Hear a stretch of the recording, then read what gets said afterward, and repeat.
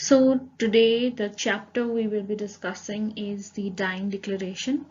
यसलाई नेपालीमा हामी मृत्युकालीन उद्घोषण पनि भन्छौं.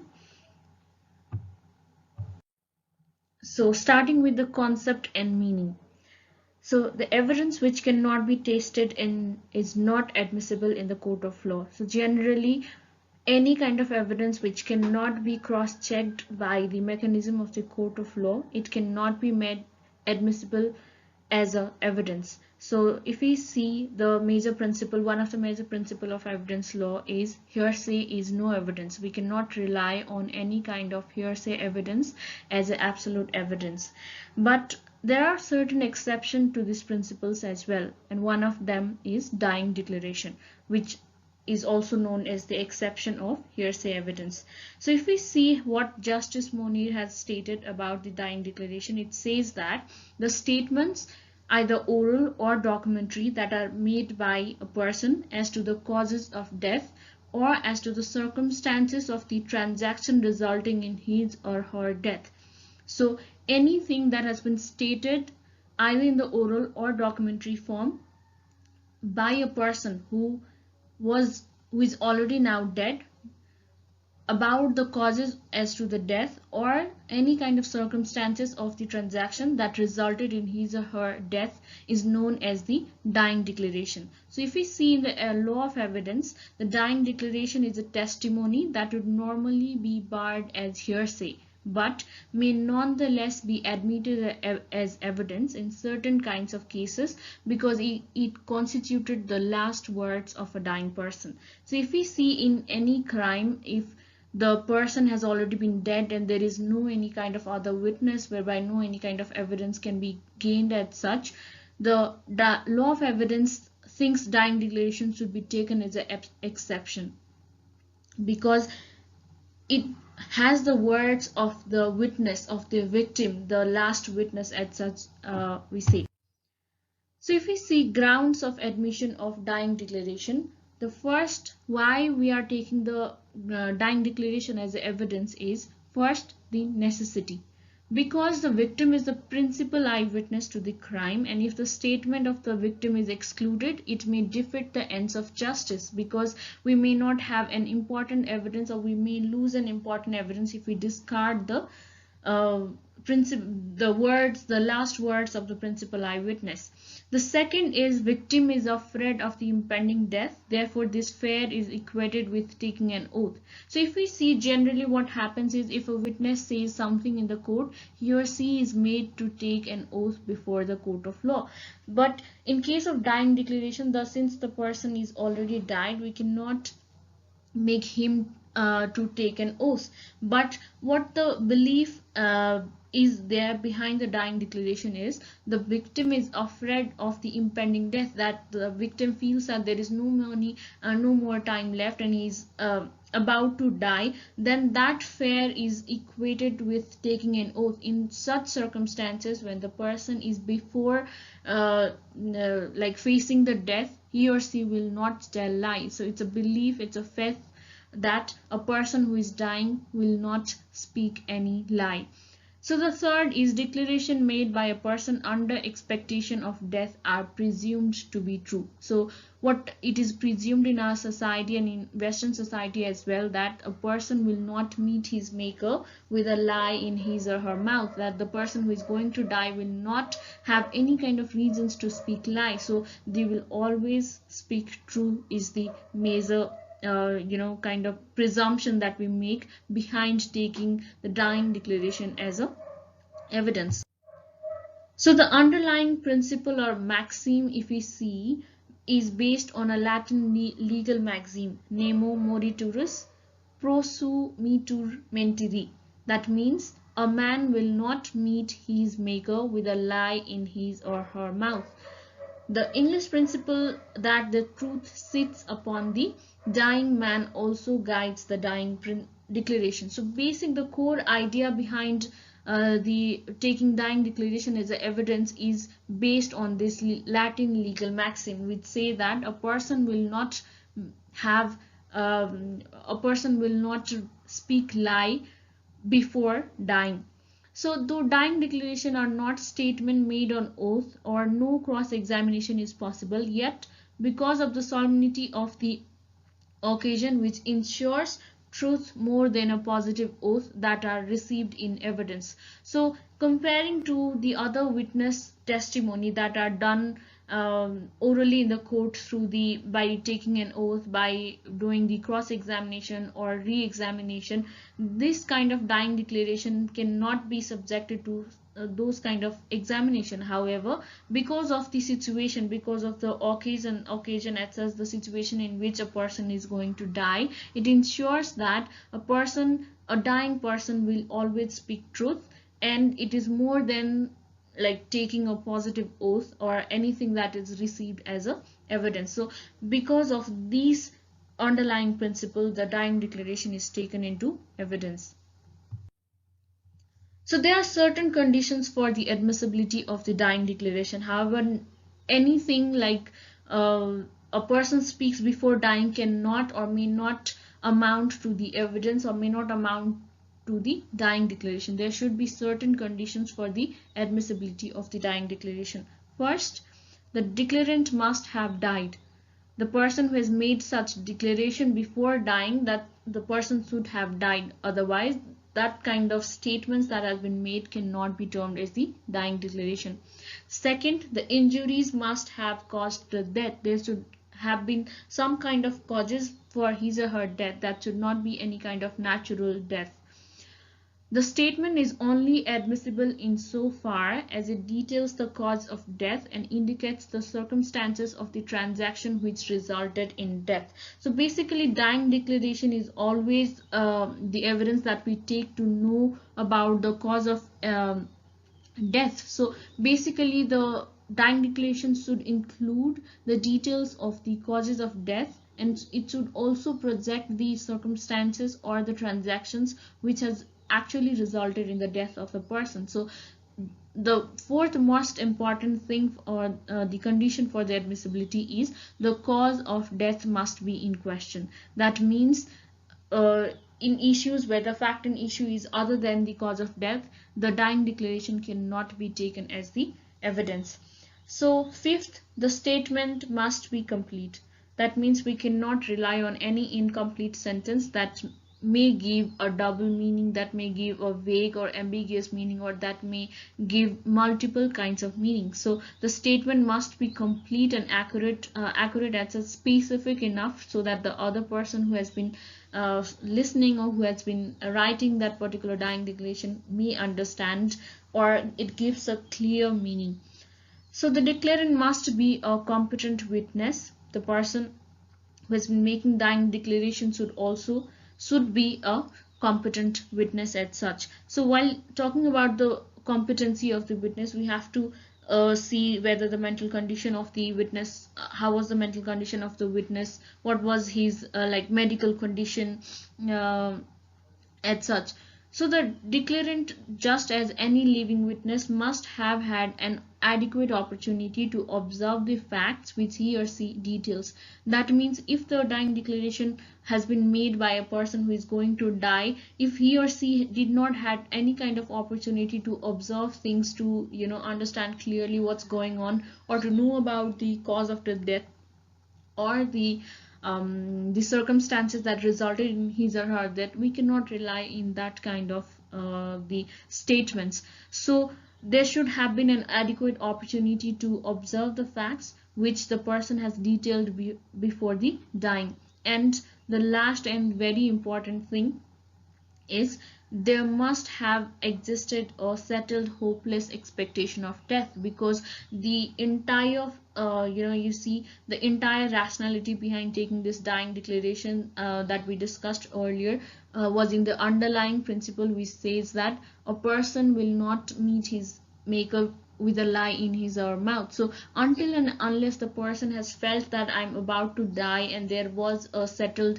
hopeless expectation of the death, the person will not have spoken truth. So that is the basic idea behind taking the dying declaration as a evidence or as an exception to the hearsay rule. So now let's just discuss about some legal provisions on the dying declaration. So if we see the section 11 of the Evidence Act 2031, in section 11 what it says is facts expressed by a person when in normal condition who is now dead. मरेको व्यक्तिले होस छँदै व्यक्त गरेको कुरा. Okay, so the fact expressed by a person who is dead but who expressed it in the dying stage when he or she was in a normal condition regarding to the cause of his or her death may be taken as evidence. So section 11 states that anything or any statements if the person states before dying when he or she was in normal condition relating to the cause of his or her death. Here we have to note this thing, it should be related with the cause of the death, then that may be taken as the evidence. So right now the amendment has been some amendments have been proposed to the Evidence Act, and one of the section which is being amended is section 11 as well. Here if we see the amendments only is in the terminology as such, like when before it was says that before it stated that facts expressed by a person when in normal condition who is now dead, and that section is being now replaced as such like mrityukalin udghoshan, that means the dying declaration itself. So the terminology only has been changed but the entire concept has been the same. कुनै व्यक्तिले आफू मर्न लागेको अवस्थामा होस छँदै निजको मृत्युको कारण सम्बन्धमा मृत्यु हुनु अघि व्यक्त गरेको कुरा प्रमाणमा लिन हुन्छ. So additional details has not been even mentioned in the amendment as well.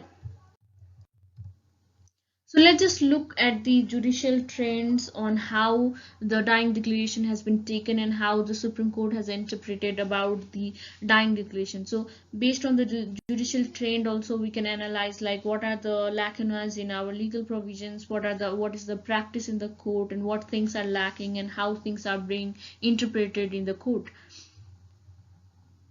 5 cases from 2044 to 2075, I guess. So the first case is Sundar Joshi Samit विरुद्ध श्री 5 को सरकार, निर्णय नम्बर 3098 निकाप 2044 अंक 5. र यसमा के भनिएको छ भन्दा मृतकले जाहेरी दरखास्त दिएको र वीर अस्पतालमा उपचार हुँदा हुँदै सोही दिन राति 10:40 बजे निजको मृत्यु भएको भएपछि जाहेरी दरखास्तमा उल्लेख भएका कुरालाई मृत्युकालीन घोषणा dying declaration हो भनी प्रमाण ऐन 2031 को दफा 11 ले मान्न मिल्ने. So if you see in this case the FIR that has been registered by the person who was dead on the same day or let's say same night at 10:40 p.m. the FIR has also been taken as the dying declaration because there was no any kind of other circumstances between the time period when he gave the FIR and the time he died. So the court interpreted it as like we can take it as a dying declaration as per the section 11 of the Evidence Act. Second is Pujan Mahato Chai विरुद्ध श्री 5 को सरकार, निर्णय number 3965 Nekapa 2046 अंक 10. So in this case यसमा के भनेको छ भने आफू समेत कसुरमा सामेल रहेको व्यक्तिले अन्य व्यक्तिलाई कसुरमा मुछी पोल गरी मर्नु पूर्व व्यक्त गरेको कुरालाई लेखबद्ध गरी राखेको नहुँदा त्यस्तो लेखबद्ध नभई मौखिक भनाइलाई मृत्युकालीन घोषणाको रूपमा प्रमाणमा लिन हुन्छ भन्न नमिल्ने. So basically what happens here is the dying person accuses another person through the dying declaration, but the court declares the dying declaration as inadmissible. The court did not regard it as admissible as it was not in written form and it was not corroborated or supported by any other independent nature of evidence. So here the dying declaration was not proved.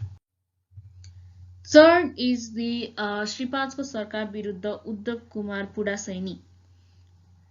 निर्णय number 4580 Nekapa 2049 ख अङ्क 7।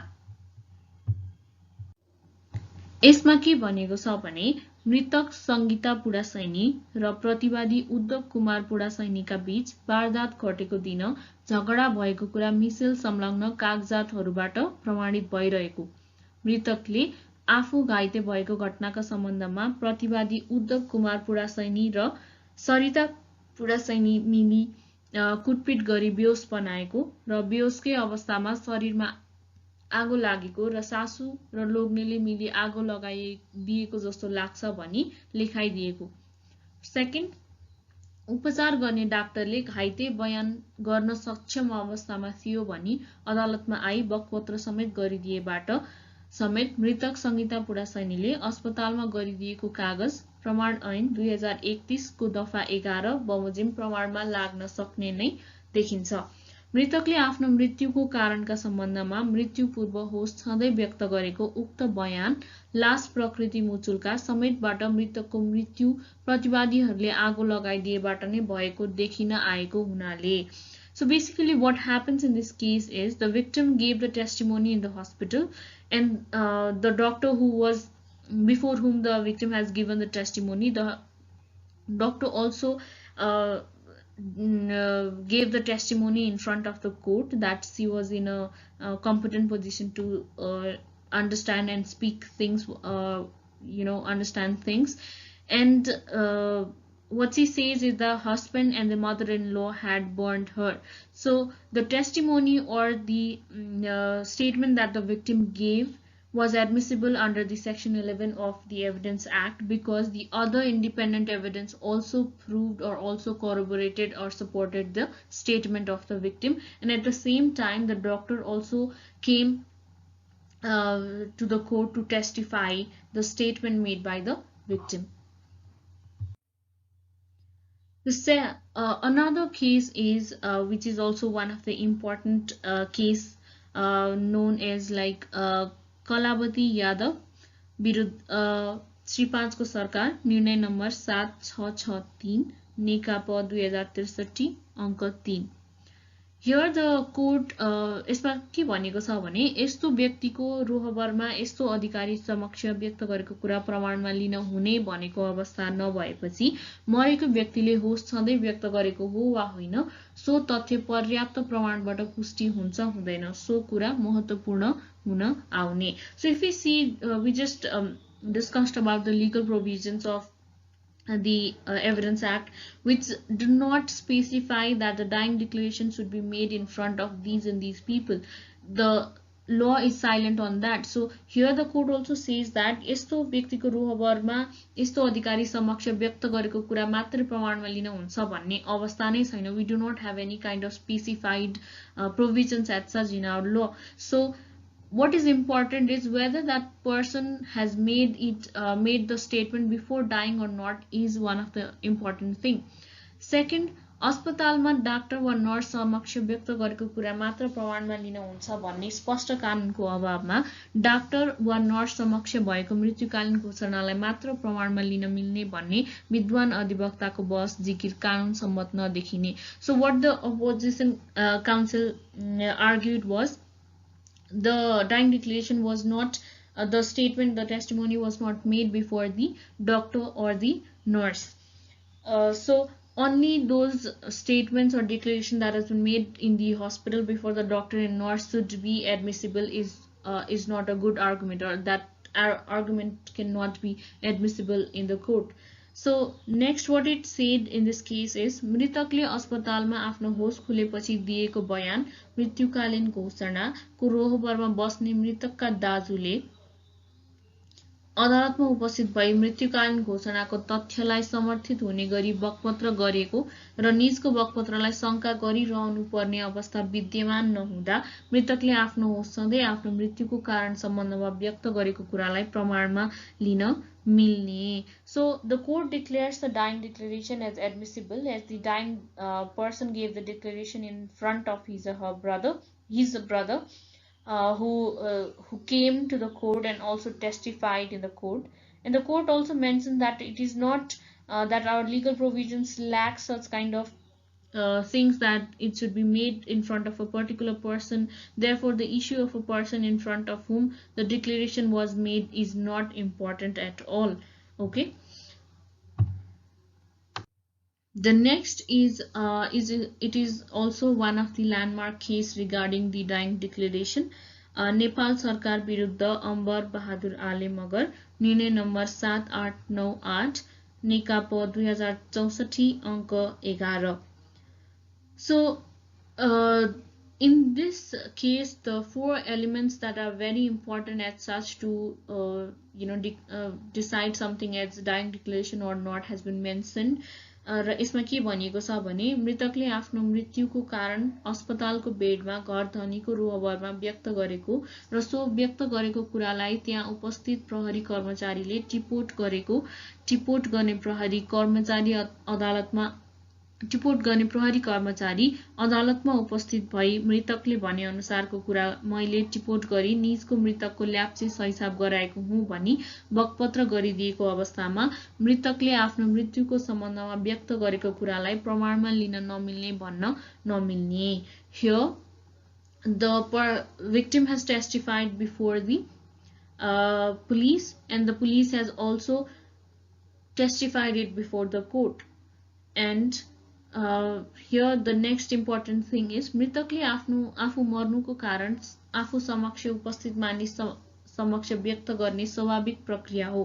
मृतकले आफ्नो मृत्यु सम्बन्धमा कुन समयमा के कुरा व्यक्त गर्दछ सो समयमा त्यहाँ जुन व्यक्ति उपस्थित हुन्छन् ती व्यक्तिहरूलाई नै ती कुरा सुन्ने र टिप्ने हुँदा कानूनले सो सम्बन्धमा स्पष्ट व्यवस्था नगरेको अवस्थामा उपस्थित व्यक्तिले सुनेको र टिपेको कुरालाई प्रमाण योग्य नमान्ने भन्न उपयुक्त नदेखिने. So the same thing as stated in the previous case, that the law has not stated that the declaration should be made in front of a particular person. So whosoever was present before the person who was dying, the person will it's very obvious that the person will make his or her statement before them.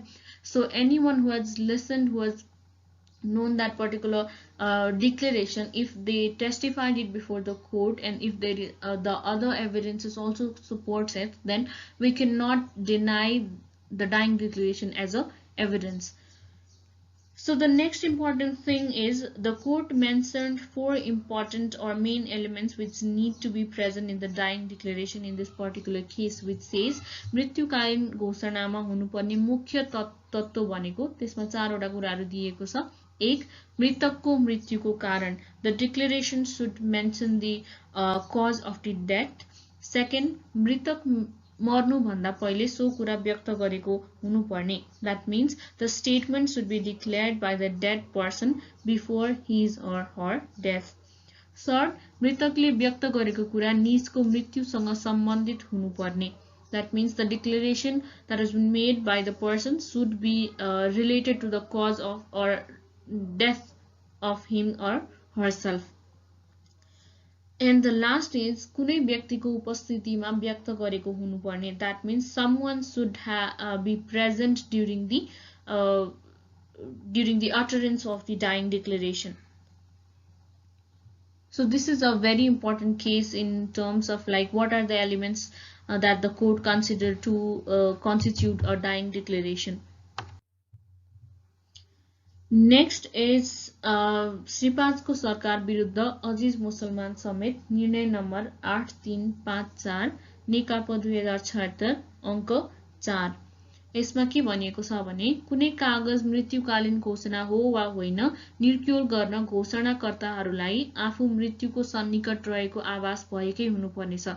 The thing that we also discussed in the conditions of the conditions of admissibility of dying declaration, that means there should be a settled hopeless expectation of the death.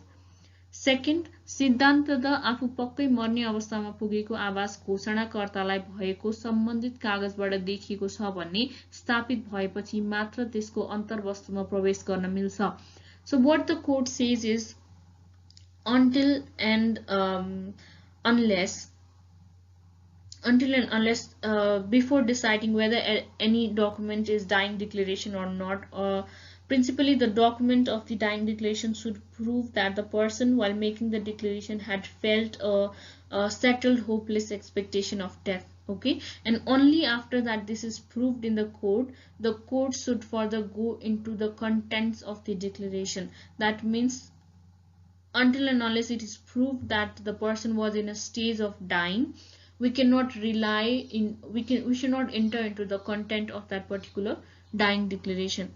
Third, मृतकको कथन मृत्युकालीन घोषणा हुनका लागि घोषणाकर्ता कति समयभित्र मर्नुपर्छ भन्ने सीमा रेखा तोकिएको हुँदैन, तर सो कथन र मृत्युबीच मृत्युका अन्य कारण वा अवस्था विद्यमान हुनु हुँदैन. So what the court says, important thing is there should not be any kind of time limit that a person should die after a certain period after giving the declaration. So if we go to the first case, there in the morning the person has given the FIR, and at night at 10:40 p.m. the person has died in the hospital. So in between that duration there was no any other causes that could have caused the death of that particular person. So that FIR was taken as a dying declaration. र यसमा पनि के भन्छ भन्दाखेरि कुनै पनि मृत्युकालीन घोषणा गरिसकेपछि घोषणाकर्ता चाहिँ यति समयभित्रै मर्नुपर्छ भनेर we do not have any kind of provisions as such. But the important thing is उसले त्यो घोषणा गरिसकेपछि र उसको मृत्यु भएको समयमा त्यो बीचको समयमा अरु कुनै अन्य कारण अथवा अवस्था अथवा transaction any kind of circumstances त्यस्तो चाहिँ कुनै पनि आउनु भएको त्यो नभएको हुनुपर्दछ. नेक्स्ट इज प्रमाण ऐनको कुनै दफाको सीमामा परेन भन्दैमा कुनै लिखित अभिव्यक्ति प्रमाण शून्य हुँदैन. प्रमाण ऐनका अन्य कुनै व्यवस्था अन्तर्गत यो प्रमाणमा हुन सक्दछ भने त्यसको न्यायिक मूल्याङ्कन हुन सक्ने हो कि this is not directly related to the dying declaration. यो यसमा के भनेको छ भने एउटा टाइम लिमिटको इम्पोर्टेन्ट कुरा गरिएको छ र अर्को भनेको जति बेला उसले आफ्नो डिक्लेरेसन गर्यो र उसको मृत्यु भयो त्यो बीचको समयमा अन्य कुनै केही घटनाहरू त्यस्तो भएको हुनु हुँदैन भन्ने चाहिँ यसको इम्पोर्टेन्ट कुरा हो. नेक्स्ट इज लक्ष्मी प्रकाश सक्सेना विरुद्ध नेपाल सरकार निर्णय नम्बर 9586 नेकापा 2073 अंक 4. यसमा मृतकको सुसाइड नोट समेत मृतकको कोठाबाट बरामद भएको छ र उक्त सुसाइड नोट मृतकले लेखेको कुरामा पनि विवाद देखिँदैन. सुसाइड नोट भनेकै आत्महत्या गर्ने संकल्प भएका मानिसले लेख्दछन्, बुबा मलाई माफ गरी बक्सेला, जुन हजुरको प्रयास असफल भयो, दिनसम्म यिनीहरूको वचन सुनेर बस्ने भन्ने मृतकको आफ्नो बुबासँगै निराशा व्यक्त गर्दै पत्र लेखेको देखिन्छ. This is the content of the suicide note. Suicide नोटलाई एक प्रकारको मृत्युकालीन घोषणाको रूपमा पनि लिनुपर्ने हुन्छ. आफ्नो निराशापूर्ण जीवनलाई उल्लेख गर्दै सुसाइड नोटमा लेखिएको अभिव्यक्ति समेतको विश्लेषणबाट प्रतिवादीहरूसँगको व्यवहारबाट दिक्क लागेर मृत्युलाई आफैले रोजेको भन्ने स्पष्ट देखिने. So here the suicide note was also taken as one of the kind of the dying declaration, whereby what it was analyzed was the defendant has committed suicide because of the disappointment with the family members or with his fathers, and he died because of because of her own decision. So if we see the Indian jurisprudence principles governing dying declaration, there are many important cases. This is one of the representative cases. Here, Paniben versus the state of Gujarat, AIR 1992, Supreme Court, 1817, India. There is neither rule of law nor of prudence that dying declaration cannot be acted upon without corroboration. That means the dying declaration is not an absolute evidence. It should be acted with the supportive evidence as such. If the court is satisfied that the dying declaration is true and voluntary, it can be based or the conviction can be based on it without corroboration. This court has to scrutinize the dying declaration carefully and must ensure that the declaration is not the result of tutoring, prompting, or imagination. That means that should have actually occurred or happened. That should not be a, a result of any kind of tutoring or prompting or imagination of a particular person. Next is the deceased should have opportunity to observe and identify the assailants and should be in a fit state to make the declaration. We also talked about the competency of a person who about making the declaration. Next, where dying declaration is suspicious, it should not be acted upon without corroborative evidence. That means if the dying declaration, we want to take it as evidence, if it is ambiguous or suspicious, it's a vague, it kind of giving like it's not complete, it's not specific, then without having it corroborated or supported by other independent nature of evidence, we cannot rely on the dying declaration as a absolute evidence. Carrying on, where the deceased was unconscious and could never make any dying declaration, the evidence with regard to it is to be rejected. So, with regard to the cause of death, if any kind of circumstances might have happened which, because of which the deceased was unconscious and there was no any probability or situation whereby the person could make a declaration, the evidence regarding to it should be rejected as a dying declaration. Next is the dying declaration which suffers from infirmity cannot form the base of the. The next is the dying declaration which suffers from infirmity cannot form the basis of conviction. That means any person who has any kind of physical or mental weakness, if the person has been making such declaration, then we cannot also rely on that particular dying declaration as the absolute evidence to form the conviction. Normally, the court, in order to satisfy whether deceased was in a fit mental condition to make the dying declaration, look up to the medical opinion. But where the eyewitness had said that the deceased was in a fit and conscious state to make this dying declaration, the medical opinion cannot prevail. Here, what it says is, in order to satisfy whether the person who was making the declaration was in a fit mental condition, we may look to the medical opinion. Likewise, we discussed in the earlier case where the doctor came in the court to testify that the victim was able or competent enough to make the declaration. But here, where the eyewitness had said that the deceased was in a fit and conscious state to make this dying declaration, the medical opinion cannot prevail in such situation. The court has to consider each of them in its correct perspective and satisfy itself as to which one of them reflects the true state of affairs. In case they are inconsistent, the court must rely upon other evidence if available, as it is not safe to act only on inconsistent dying declaration and convict the accused. So the very core idea of all these things is whatever the declaration or the statement that has been made by a dying person, these all should be free from the ambiguousness, free from the vagueness, free from the inconsistency, and it should we cannot take it as absolute evidence in itself. The important thing is we should rely it when the case do not have any other kind of important clue whereby the investigation can find out additional evidence.